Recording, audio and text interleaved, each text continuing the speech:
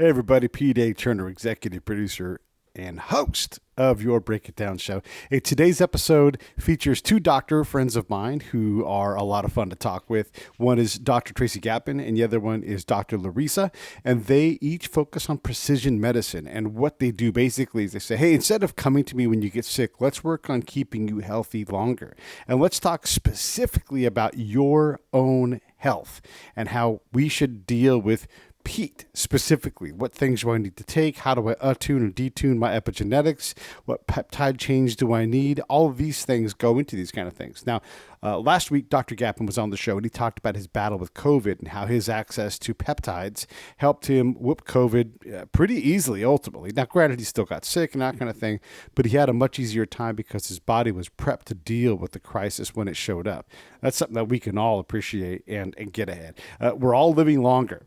And that means that right now, in the middle of our lives, or beginning, depending on how old you are, or even in your dotage, we all could do things to improve what we're at and also repair some of the damage by doing precision medicine. So I think this is a great topic to talk about because it doesn't have to all be doom and gloom on the TV and in the news. And I think you all will enjoy this episode with Tracy and Lareesa. It's really cool. Hey, if you want to support them, go to their websites. That stuff will all be in the show notes when you guys see it. So go there. If you want to support the show in general, the Break It Down Show, go to breakitdownshow.com and buy the shirts, subscribe, go to YouTube and subscribe. All of those things. The show will be available there. Wherever you watch podcasts or follow podcasts, it'll be there. Now, this is an audio-only show. We have more video shows coming out, so hang in there with us as we convert over to all video. And as always, I always want to support Save the Brave. So Save the Brave, savethebrave.org. Go there, click on the Donate tab, and throw a little money in the coffer. We can use it. We'll put it to work saving veterans lives who have PTSD. All right. I dig these episodes. I love learning about how to stay healthier and how to invest in myself. I hope you guys do too. Here comes Dr. Gapin and Dr. Lareesa. Lions Rock Productions. This is Jay Moore. This is Greg Proops. This is Jordan Harbinger. This is Dexter from The Offspring. This is Nathan This is East. Sebastian Younger. This is Rick Marotta. This is Stuart Copeland. This is Mick Gillette. This is Andy Summers. Hey, this is Skunk Baxter. This is Gabby Reese. This is Rob Bell. Hey, this is John Leon Guerrero. Hey, and this is P.T.A. Turner.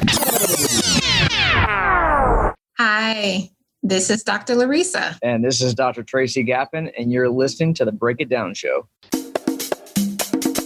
And now, the Break It Down Show with John Leon Guerrero and P.T.A. Turner. Tracy, are you in your backyard sitting there relaxing? I am outside at the clubhouse here, actually. Yeah, I'm out of my office this afternoon, and I thought, where can I go to get some nice quiet? And I figured, why not be outside? I think you recorded at your clubhouse another time when we did one of these too, and we talked about peptides, if I remember. And I was like, look at him sitting outside. I was outside somewhere else, actually. But yeah, I like to get outside when I can when I'm doing these because, when I'm inside, people are coming and going, and I don't want to get any distractions. So yeah, I hear you. So you guys are on because we wanted to do something that I don't know that anyone's done before. Maybe there's a lot of content out there, but you guys are both precision medicine doctors. And if I say something wrong, it's just my layman mouth not working right. But you're I guess, Tracy, you focus more on the male side of precision medicine and things like epigenetics and peptides, that kind of thing. And then Lareesa, you focus on the OBGYN female side of things. How have I done? Have I described precision medicine and just at the very top level, what you guys are doing? From a female point of view, it's all about hormone optimization and excelling and performing at the level that most women want. But it takes different versions. Okay? A lot of times it may present itself as the bottle of the bulge or brain or cognitive performance or just being fatigued or tired. And so precision medicine has been that to put some things together to really optimize some of those results. And Tracy? Yeah, so I think precision medicine is really changing the paradigm. It's changing the way I manage men's health. Because up until now, everything was very generalized. Eat more vegetables, eat less sugar, exercise more, maybe take a statin, all these kind of general recommendations. And now with precision medicine, with someone's genetic blueprint, or they're using epigenetics, we can take a very personalized approach. So every client I work with, their program is very different than the other guy because of their genetics. And so we can really personalize how we optimize our health. And am I right in thinking this is a more proactive form of medicine to practice too? Instead of saying, hey, doc, this hurts, or this is, I can't seem to do this anymore. We're trying to maintain a more natural balance with, in comparison to what our environment, consuming things out of plastics, all of the different chemicals that we're exposed to in 1,000 different ways. Precision medicine is more focused on specific treatment to keep myself balanced. That's pretty fair, right? Wouldn't you guys say? Yeah, absolutely. Yes. Proactive is a great way of describing it, whereas the disease model of medicine, as we know it, is really reactive. And it's all about giving you a pill to solve your ill or to really stamp out your disease until it comes back next time. And precision medicine and personalized health is all about being proactive and getting on top of things. I agree. It's definitely that more motivated person and someone who's actually seeking it out. And you might get two different parts of the spectrum. Someone who just really does know that they're right at the edge. They're really ready for that next breakthrough of optimized or more enhanced health is what we like to call it as well. And then the other spectrum who's very much sick of or tired of the disease care model or the sick care model, really want to be more proactive and the true light of what preventive care looks like. Yeah. And just for everybody who's listening, we have, I think Tracy and I have done 2 other, maybe even 3 other episodes together. We did one with Attila Haiku talking about epigenetics and cancer. And we did one where we talked about peptides between Tracy and I. And then Dr. Lareesa and I also did a show earlier kind of covering a lot of this precision medicine stuff. And the reason why I just wanted to kind of establish that so that folks are like, ooh, I want more. There certainly is more at breakitdownshow.com. And you can learn more about this. Like, how do I get in front of these problems? How do I better manage what happens? The more I learn about this, the more I realize there's just environmental impacts on everything in our body. And these are folks that help us guide that. The thing I want to really do today with you two guys is as we look at, performance and precision and trying to get, myself healthy, like right now, my girlfriend and I, we're trying to eat better, like everybody, right? We're trying to exercise, more frequently, more efficiently, all of these things. And it's not going to surprise you guys. It is way easier when we're both on the same eating plan, even if it's not the best plan for me or the best plan for her, just to be on the plan together. Like if I'm intermittent fasting and she's eating 8 meals a day, it's like, it just doesn't work. It is impossible to do. So let's talk a little bit about, how it works with couples who want to do this. And is it even possible? Like, does one have to go first and the other one says, holy cow, you're getting such great gains, let's join in? What are your guys' thoughts? And let's start with you, Dr. Lareesa. How do we do this with couples? Well, one of the things is, and it's good that Tracy and I are on together, because one of the things we decided was I mainly wanted to work with women and he mainly wanted to work with men, and understanding that it's a collaboration that exists. And when someone's seeking precision health, a lot of times they will come in as couples. And I think the most unique thing to understand is that regardless, you're already sitting in front of someone or a couple who's motivated and you're meeting them exactly where they are. But everything is about connection. And the reason why you're telling me like the example of you and your girlfriend, oftentimes is that connection that you already have with your spouse or your significant other that really helps bond or seal those outcomes that you want. And then I've seen times where, games of it where people become kind of more competitive with each other when they know that they have like the same sense of, hey, well, what does your blueprint look like? What did this, these couples tend to be really seek out the knowledge, really want to understand, and they become more feeders off of that. And it helps them be more competitive with each other, but in a good way, There's all love, there's all connection there. So I think that's the beauty of it all, which makes it look a little different, or that paradigm kind of shifts in that direction. Tracy, what are your thoughts on couples doing precision medicine together?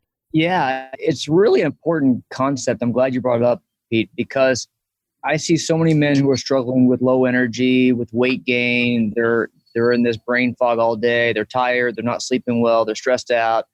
Sex life is miserable. And they come to me for a solution, and we create a program that's personalized for them. And if their wife isn't on the same page with them, they tend to struggle. And so I think a couple aspects of this. Number one, I think it's really important that there's something for both men and women. And that's why I love what Dr. Lareesa is doing, because it really is important that we focus on both sides of that relationship. And I think doing it together, number one, it creates a level of intimacy and connection that I see with couples when they're both on the same page. You know, Lareesa mentioned the competitive aspect of it. I see that as well, but it's more in a positive, empowering way where they're working as a team together to become better together than they would be on their own. And so I think it's important for men and women to succeed, but I think it's actually empowering to their relationship as well when they do it together. I look at this and I'm the guy who's, 50 and I weigh too much and my body's all beat up from combat. But as I look at this, I realize that, one, my 401k is not nearly big enough and I should have done a better job, even though I did an all right job up front. But my body 401k, my mental health 401k I've taken a lot out of those things early on. And it turns out I'm not going to die at 52 like I thought, because I'm 50 and it seems like I'm going to have some ways to go. And I can't imagine what my body is going to feel like when I'm 40 or 40 years from now, when I'm 90, when I'm 80 years old. And then, so I look at my girlfriend and we think like, gosh, we want to be able to walk for as long as we can and enjoy, the next 15, 20, 30 years. And it doesn't get better as you get older, right? So you have to start investing, as soon as you can. Like Pete Koch is on my show all the time. And he's like, when people ask me that, the best time to start working out, he's like 20 years ago. The true meaning of compounding interest, right? Right. Yeah. When I look at it this way, and, obviously it costs money to do this stuff, but really it is an investment in your ability to have a sweeter life on the back end. Even though there's no guarantee, you certainly don't want to get there and find out, I should have started eating more broccoli, like you might, even if you hate it, just the value of it, like just get it in you somehow, as an adult, just do it. Yeah. And that's the whole concept behind preventive medicine, proactive health, where you're really deciding that you want to take control. Mm-hmm. And men who come in to see me and they're morbidly obese and they have diabetes and they have poor sexual function and they're, got the big beer belly and they're inflamed. These guys need to take charge, and it starts with mindset where you need to make the decision, the empowering decision that you're going to take charge and that you're not going to just wait for disease to set in. And so I love what you're saying. I love that you're promoting this, because men and women both need to really decide first and foremost that they're going to make this change. And then the program itself takes care of itself once you're ready to make the actual change. I know a lot of people feel like I don't look that bad, but once you get past the skin, they're a wreck, like you would never know. Like we walk on the trail all the time and there's all kinds of different body shapes and types. You can't just look at someone and see that. Dr. Lareesa, when you see women and they come in, like what do you see when you look past just the surface? Like, yeah, you're skinny or whatever, but gosh, your diet is horrible and your body is responding negatively and disease is setting in. I think Tracy hit on something that was really important. Has to do about the mindset. Mm-hmm. And so when you're asking that question, Pete, the first thing that comes to mind about conversation is the time that I spend just listening. Sometimes I'll leave a pause purposely just to hear all of what's going on, because it ends up being a little bit more than that. And especially from this point of view, they could fall from, we talked about the CEO, the bedroom or the boardroom or at home. And oftentimes it could be, several triggers that we're already knowing that we're going to dial into a little bit more. I'm focusing as I'm listening to them, what is their pain point? Like, hey, if I was able to do this, that is like definitely leverage, right? We have the leverage of the DNA, but wait a minute, if I can able to achieve this one thing, that could set up that mindset for the remainder of the time. So it ends up being more just the battle of the bulge. It could be, I wake up in the middle of the night and, my mind is constantly going. So I think it really sets that stage of just really being able to dial in and just listen, because that's the individualized approach of it. Interesting. either of you have a sense, and I guess just answer, I guess, Tracy, you go first, then Dr. Lareesa go second. Do you have a sense for how often this is a couples related problem because they share a lifestyle? And then do you have a sense for also which member of the couple set comes in first? Is it the husband? Because in my head, dudes are always, avoiding, going to the doctor. We're like, I'll go there when I'm not busy. And then next thing you know, they're 65 and it's already too late. What do you think, Dr. Lareesa? Is it driven by the spouses, and is this a couple's problem because they create this combined environment? I think it, in some ways, I want to say yes, a couple's problem, but it's always one that's leading the other a lot of times too. That's what I feel like. I'm not sure how you feel about that too, Tracy. I always feel like it's usually one kind of more of the dominant leading the role versus the other. But you definitely do have that. I really can't, maybe Tracy can, but in my experience, it is usually one that's more dominant if they're going to be in it together. Yeah. And then it's that commitment with the both of them. But it always is a leader, a little bit more of a leader than the other. Sure. Yeah. No, I would agree with you, Lareesa. It's definitely a couple's problem, Pete. You know, there may be one in the couple who's stronger than the other, the alpha, if you will. But it really comes down to the changes, the lifestyle changes that it takes. Going to bed at the same time every day, eating the right foods, stress resiliency, meditating, exercise routine, taking your micronutrients that you need, eating the right foods. I think I mentioned that already.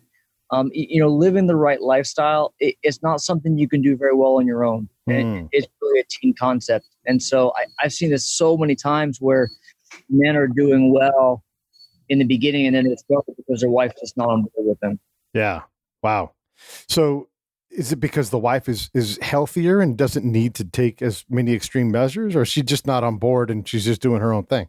Yeah. Oftentimes I think it's a mindset thing. I think that, when I'm able to, let me back up. When I work with men, I start with the passion test. Okay. And the passion test was made by Janet Atwood. It's a great test where you really dial down deep into what are your ambitions? What are your goals? What are you passionate about? What do you care about most?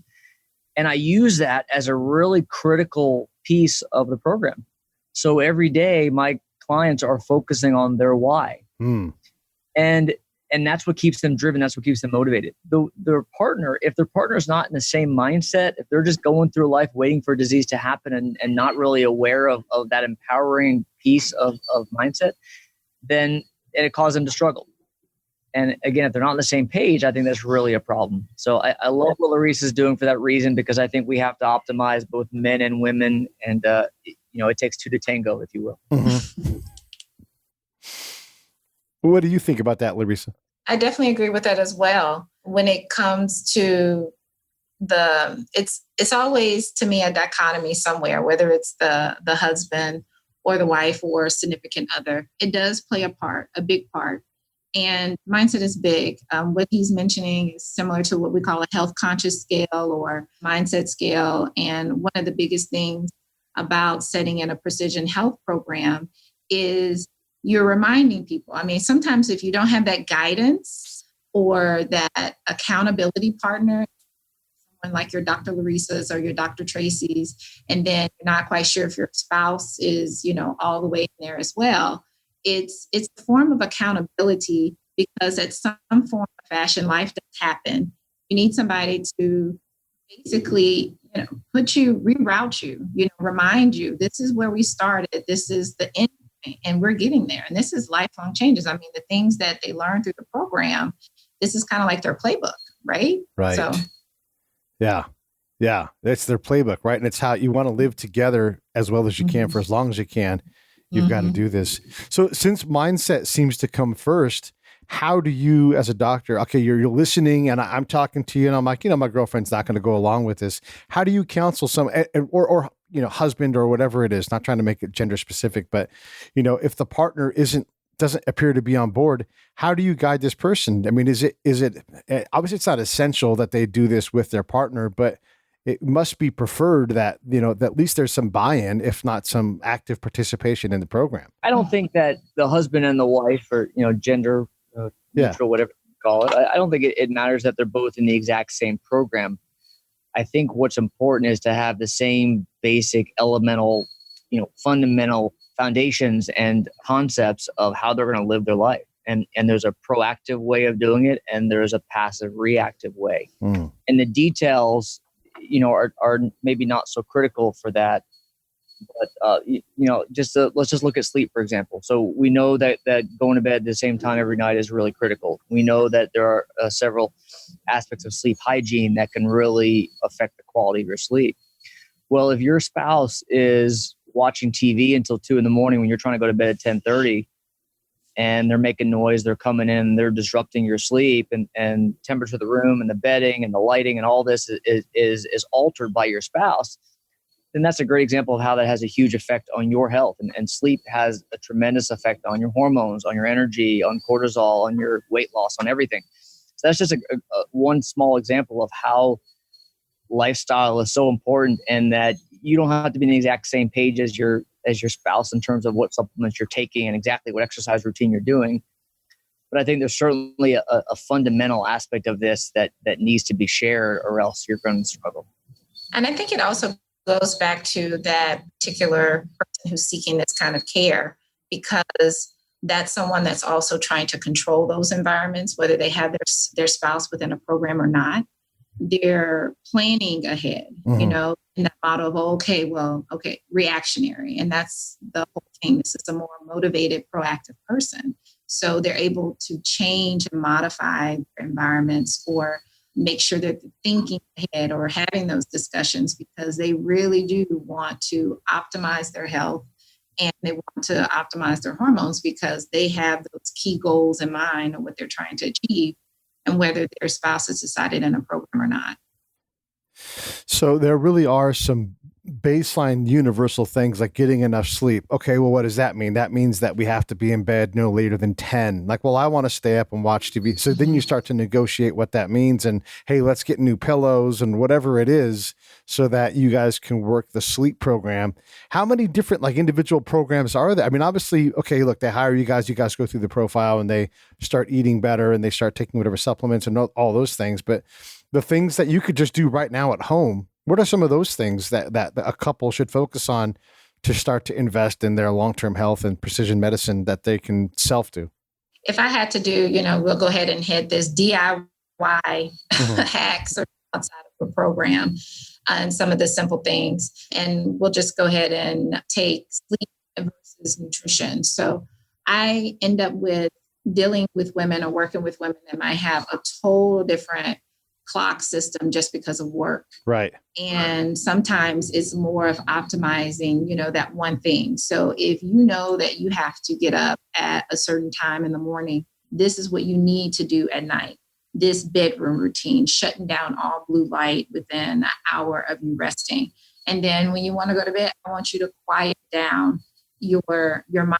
What are you doing before you go to bed? Just being more mindful of those things that people do on an everyday basis and don't realize that's disrupting their normal hormonal pattern, therefore disrupting their contributions to better sleep. And then that it serves as basically a footstool of how their next day is, their resiliency, their ability to recover. And then on the other spectrum, dialing down on nutrition, understanding, based on leveraging your DNA, you're someone that, needs to stay away from these type of things because your metabolism is going to slow down a lot more. Or you're not getting this amount of nutrients to really boost certain hormones at certain times of the day. And this could ram right into where you're having issues of going to sleep. And so just sometimes less is more. And understanding that you can leverage a lot just from dialing in a little bit closer. Yeah, there's a lot of things that couples can do at home that doesn't require specific guidance from a doctor. I love what Lareesa just described about sleep. I think meditation is something that is not used nearly enough. People don't understand it. For a long time, I thought it was kind of woo-woo.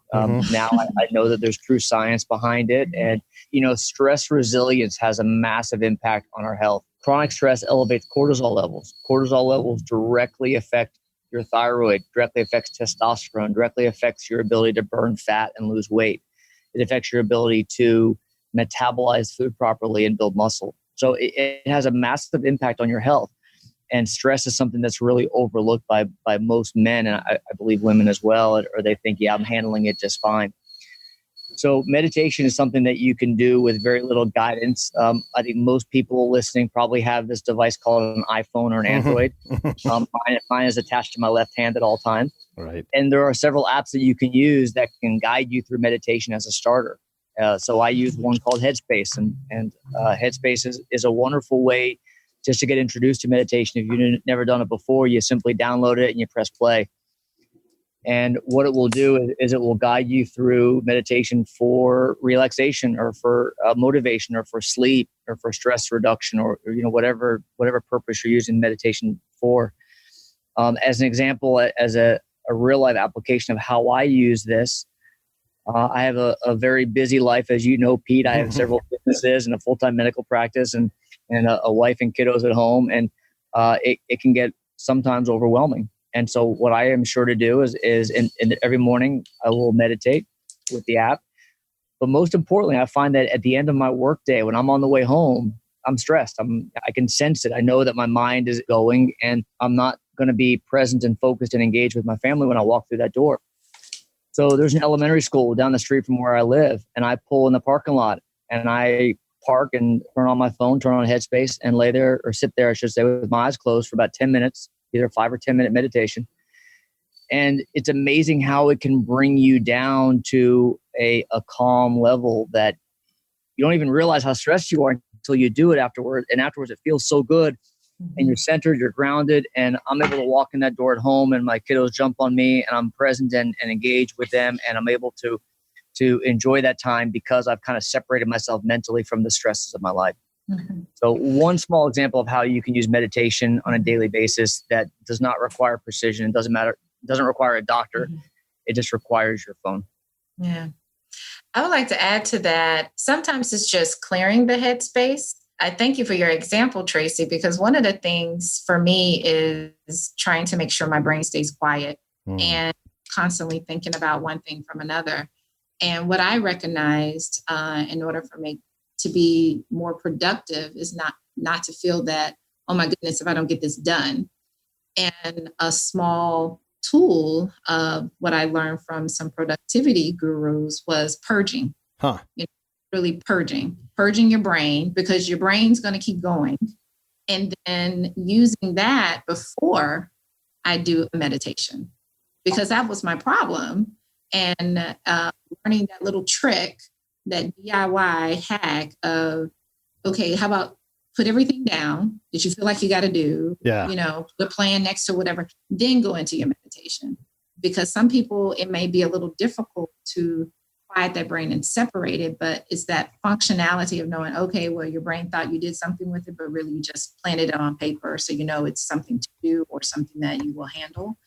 And you can be able to get in a more protective space where you won't have too many wild thoughts at the same time. Yeah, I like that you guys are talking about these aspects. By the way, I use Headspace myself, and I lived on cortisol, during my combat time. It was just my cortisol pathways are like, tunnels. Yeah, exactly. It's great for short term. It's great for survival, but beyond that, detrimental. Right. And I'm paying you've painted my physicality perfectly, as I enter squarely into middle age. I need a whole lot less cortisol in my life. So I use Headspace, and it helps. And I part of my living, whenever possible, just basically every day, I do take some kind of meditation, which turns into a nap. And that allows me to reset my day. And, look, if someone has a problem with me having a nap, that's me trying to stay alive. I'm trying to, I have suicidal ideation every day, and it's manageable, but that's because I manage it, and I'm trying to always get better. And so what I want to say about the headspace and the meditation thing is, it's like going to the gym. Even if you just get there and you have a crappy workout and you cut it short, or you never find your groove. Like I swim now, and in part because my beat up combat body, I get in the pool, nothing hurts when I swim. I've got it all figured out. I use flippers, so I don't rely on my shoulders as much because that hurts my shoulders. I don't breathe out of the side. I can swim fine, but I'm not racing. I just put a snorkel on and I have my flippers and I just swim for an hour and it's great. Nothing hurts in my body and it makes me do it. Same thing with meditation is even if you're not great and you're not turning your brain off, that's just where you are now. And you keep investing in that process and you do start to get better. And these are all incremental little changes that we can DIY hack ourselves. I dig that. Let's take the camera and spin it around.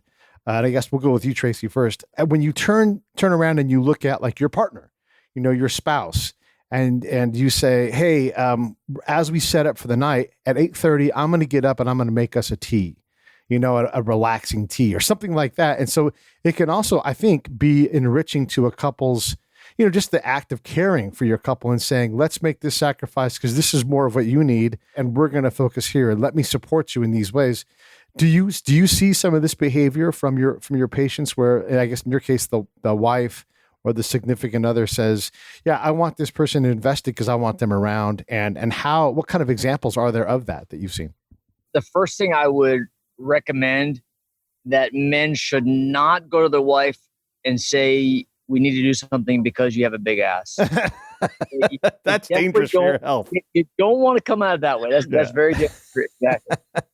Yeah, it's more around an intimate, connected path forward, and it's more proactive in terms of, hey, we want to live together to see our children grow and get married and have grandchildren, and it's more of a loving, supportive angle in that regard.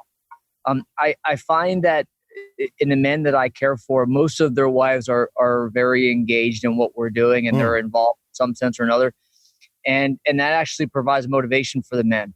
The in most households, the women are in charge, no matter what the men think. The women tend to be in charge, and that's helpful. So when I can get the wives engaged, and they love the science behind, everything we do is science based. Everything has literature to support what we're doing, and they love to see that, and they get involved. And I think it's really just a supportive angle where it's teamwork, and you're working together toward a common purpose. That common purpose is often, again, it's done in little steps too, little habits that are created. Even if you don't do that nightly tea for 2 nights in a row because the schedule gets crazy, you know where to reset to so that you can get back to having that relaxing tea. And once we have tea, we put our phones down and, we turn off the TV and we read or whatever it is, right? Like you try to build the environment so that the norm is to do these. And honestly, none of these things sound terrible, like turning off a TV and spending time with your significant other. That sounds great. Like maybe you play a game of backgammon, or whatever it is, read a book, whatever. And you enjoy each other's company and then transition into bed, maybe even have some time for a little bit of sex time, like you almost have to schedule that in adult life. You just get so busy. Yeah. And the key word you just used was schedule. And I actually really work with my men on this in that they have a tendency to work all day and come home and bring their work with them. And they're on the couch working still on their laptop or they're in their office and they never quite turn it off. They're doing phone calls. They're really still engaged with work. And that never gives them a time to have that relaxation time with their partner, and that's so important when it comes to the intimacy, the relationship, all the connectedness, but also that comes back to cortisol and just, resetting your mind and developing a pattern of relaxation. So I have my men create a schedule, a weekly schedule, so that when they hit a certain time, their phones are off, their computers are off, and it's now time to be engaged with the family. And I do that for myself as well. And my family has my schedule, and they know that there's one night a week that I'm going to work late because I have to. But then every other night a week, when I walk in the door, my laptop turns off, my phone turns off, and I'm completely present and engaged with them. And it's helpful because you have your time to get your work done, but then the family knows that when you're there, you're truly there as well. Yeah. And as a guy that works a lot of hours, at some point, you do have to invest in yourself and your family and your spouse and everything. It's same basic premise for you, Dr. Lareesa. When we turn the camera around and we look from the spouse's point of view to support, the person that you guys are treating. I was talking about like making a tea at night and setting up a nighttime ritual that even if you get off of the ritual, you have a baseline, like we're going to have this relaxing tea. And when the tea comes, the phones go away, the TV is shut off, and we spend time with each other, even if we're reading or it's just a time for relaxation. And then we transition into the bedroom. Maybe there's a little bit of, time scheduled for a little hanky panky, because also that's easy, like, because, we've got these adult lives, right? We can blow right past that opportunity. So talk a little bit about how you care for your spouse who's in a program with you guys to enrich their ability to take care for themselves. Like what do you see the spouses and significant others doing to support your patients as you care for them? It's important for them to be on the same page and make sure that communication has taken place, because I think we're all guilty of planning to do something and doing it and not getting that support on board, spouse and your family. So I really do think that is literally pivotal, because it becomes such a routine for that person where their family, even if, the spouse is in the program or not, or doing the same thing, where they kind of know what to expect, where it becomes kind of well, it's 9, what happens then? You want it to get that routine where this is the new norm, right? This is how we're going to do our bedtime. This is how we're going to have some hanky panky, which is a nice way to reduce your cortisol. Yes. All right. I've got a prescription for love.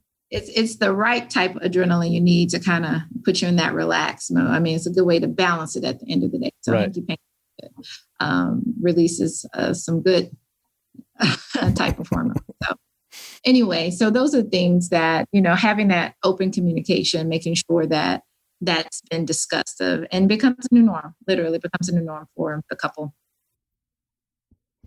When you guys look at like what's coming down the pipe, obviously Tracy and I have talked about peptides, and I think that's just exciting.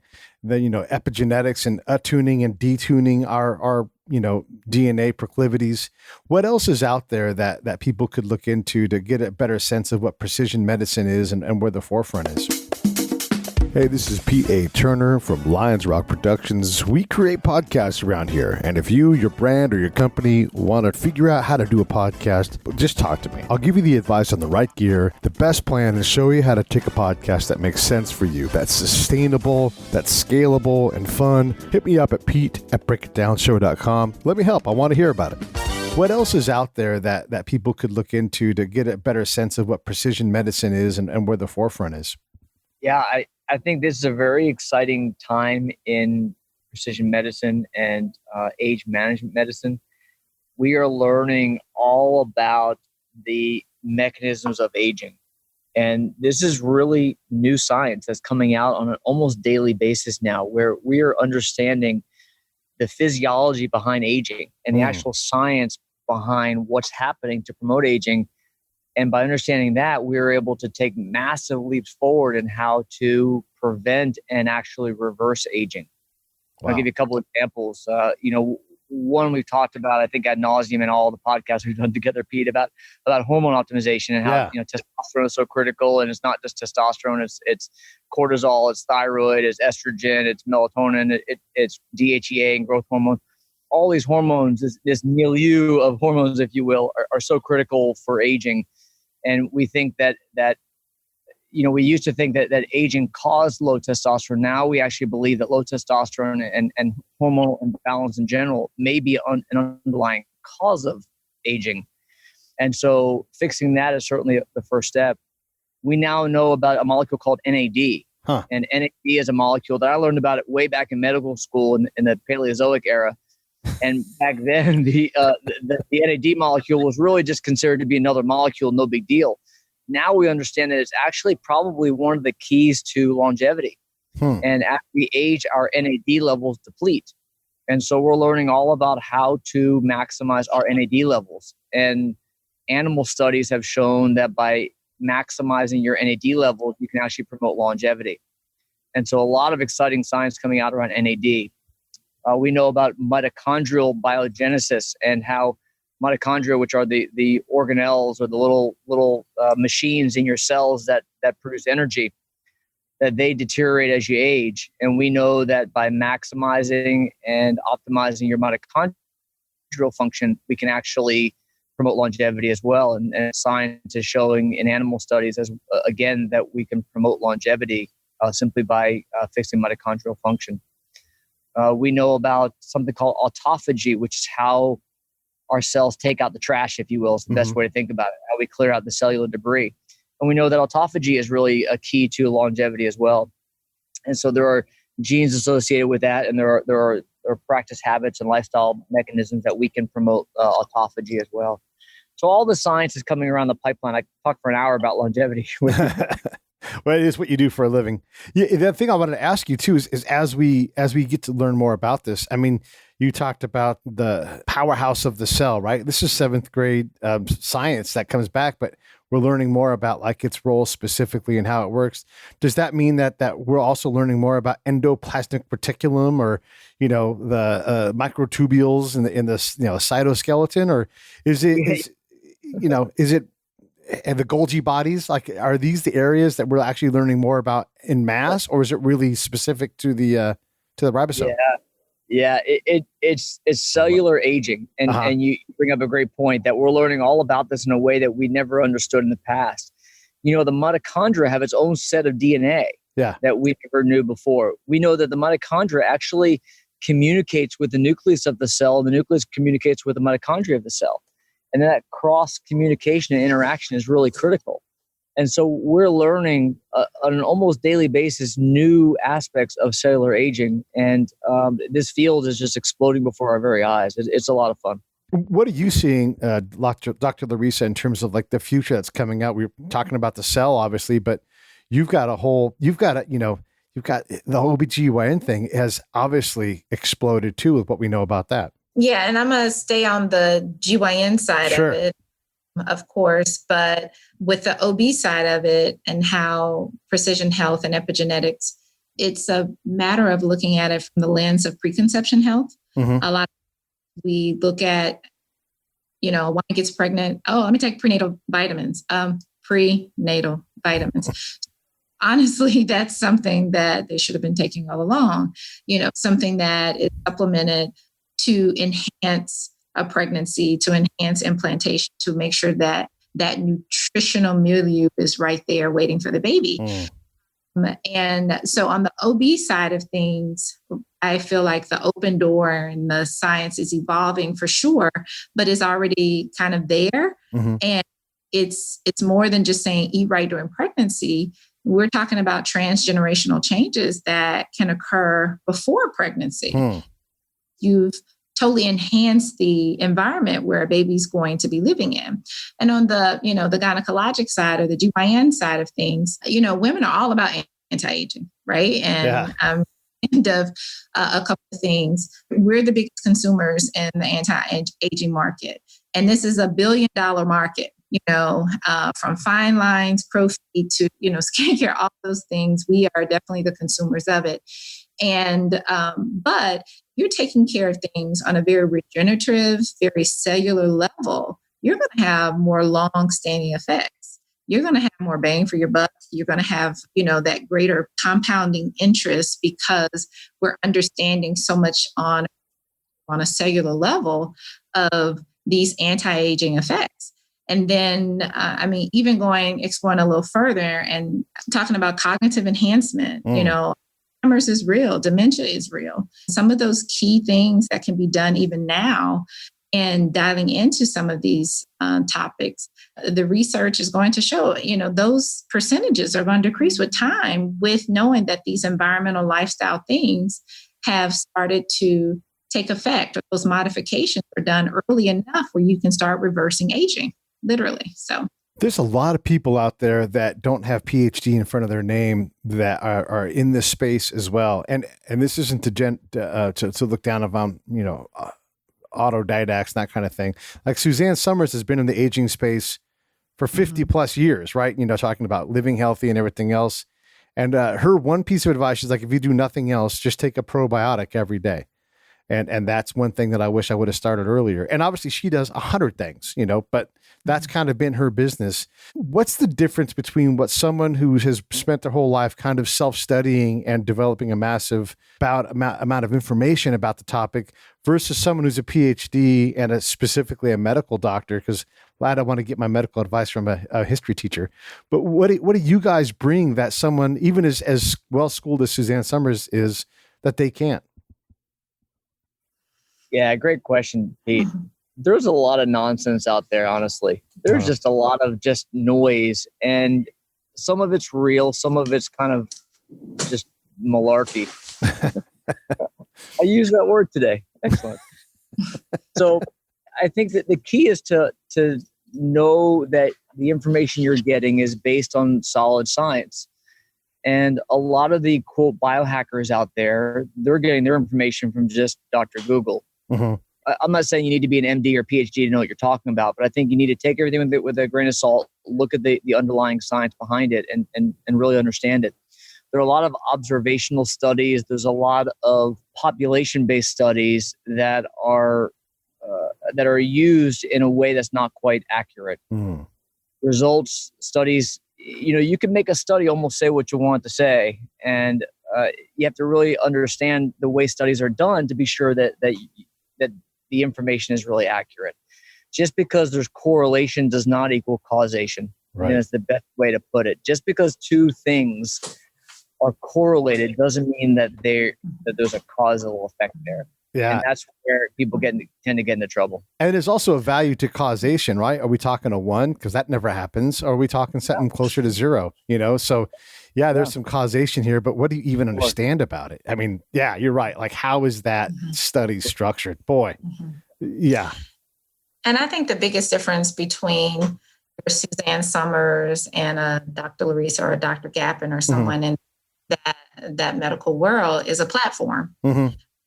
When you have an opportunity to have a platform to really get to the masses, you immediately have a following. You immediately have an opportunity to, really engage people. And I have, kind of like definitely a love of some things, because she did bring attention to women. And I'm going to take it, specifically from a female voice, where she made sex good talking about, just like Dr. Ruth. Yeah. You know what I'm saying? Everybody, Dr. Ruth, right? Made certain things where it kind of opened up people to start asking those questions other than what they were getting at, a conventional doctor setting. Yeah. It did pull that thought out of there. So, but not everybody does so. Just like now, they're opportunists. Yeah. They see $1 billion industry and you kind of go after it. So I definitely say you have to make sure you're cleaning your information, make sure you understand where it's coming from, and look at it with, a clear eye and see how does that work with you? Does that make sense for you? It may not make sense for you as it would somebody else. Yeah. I when you talk about all these things, I think about the 20-something-year-old fitness model who's advising you on how to eat and work out. It's like, yeah, your body is in perfect shape in part because of your age, and you don't know, none of your friends are divorced. No one has a drinking problem, like, not that they don't have problems. It's just hard to take them seriously, it's just a little bit silly.